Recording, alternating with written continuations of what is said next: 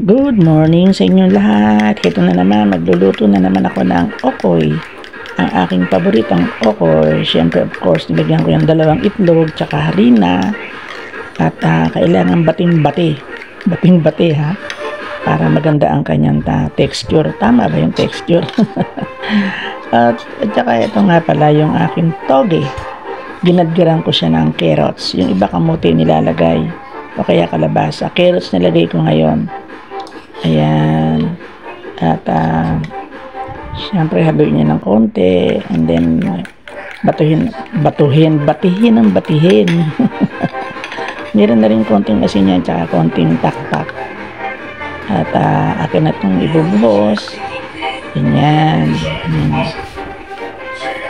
Madali lang naman gumawa ng okoy oh.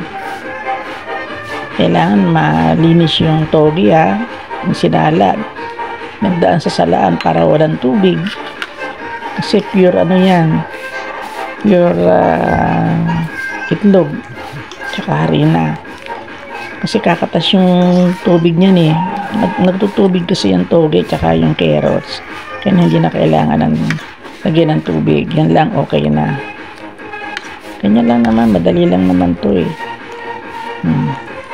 sana kayo rin gumawa ng ganito no? And of course, hindi pwedeng walang hipon. Nakabili ako ng malaking hipon. Kasi dati yung mga suwahe nilalagay ko. Ngayon hindi, malaki na binili ko. Mahirap din kasi yung suwahe. Kasi minsan nakakaano yung sungot niya, nakakatusok. At nga ang aking platito, nilagyan ko siya ng mantika para hindi masyadong manikit. Ganyan. Turo ng nanay ko to nung araw. Mahilig kasi kami mag-okay talaga nung araw. Nanay ko palaging may okay yan. At ginaganyan niya. Kaya hanggang ngayon, minana ko pa rin. Sana may makamana no, ng ganitong style. Na nilalagay muna sa platito. Tapos, pag nilagay sa platito, papatong naman tong hipon. Ganyan. O, diba?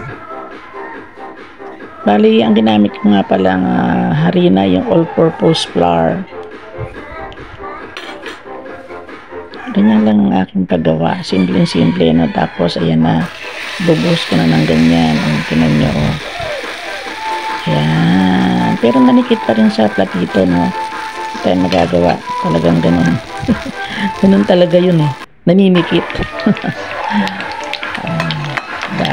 Tapos, bibilingin ko na to. Ayan. Bibilingin natin para yun ang nakagila. Ang maluto. Yun, diba? Ganda ng kulay niya. Kaya kailangan medyo malutong. Gawa ulit tayo ng pangalawa naman.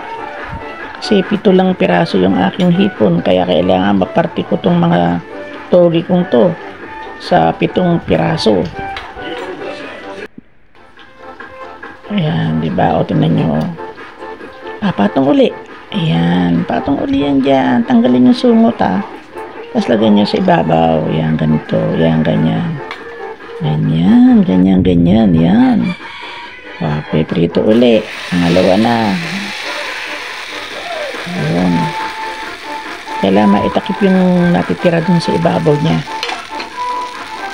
Yan nyo. Mahilang apoy lang yan, Nagkulay red na siya. Hanuin na natin. Yan. So, susunod na naman. Pangatlo na naman to. Madali lang naman Kailangan mahinang apoy. Magtsaga lang talaga. Huwag bibiglain ang apoy. Kasi talagang susunog. Yan. O, diba? So, para tumulo yung mantika. Kailangan yun. Pang-apat na to. Pang-ilan na ba? Pang-apat o pangatlo? Pang-apat na ata. Basta. Ganyan. Tulong-tulo na ang kanyang mantika. Lagay natin dito sa pinggan. Para masipsip pa yung natitirang mantika. Kitchen paper. Tawag dyan? Tissue. Ayan. Diba? Kaya nga lang, hindi sila pare-parehas ng itsura. Hindi perfect ang gawa ko. Mapipindasan nyo. Hindi perfect. Pero okay na yan. Of course, kailangan ng bawang. Gagawin natin sa usawan. Siyempre sa almires. Ang walang kamatayang almires ni Ate Presi.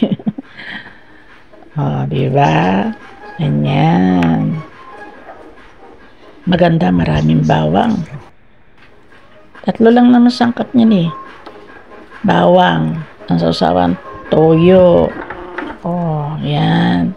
Huwag nyo lalagyan ng asin kasi maalat na ang toyo. And of course, ang suka. Turo din ng nanay ko yan. Timpla ng nanay ko yan. Bawang, toyo, suka. Diba? Kasi ngayon iba naglalagyan ng asukal, ako hindi. Naluto na. Ito na. 4 ng aking nalutong yan. Kasi bakit kanyang 4? Kasi binigay ko yung 2 dun sa aking anak. Yung isa nakain ko na. Thank you for watching. See you in my next vlog. Sana natutunan niyo ang aking vlog ngayon tungkol sa okay. Bye-bye!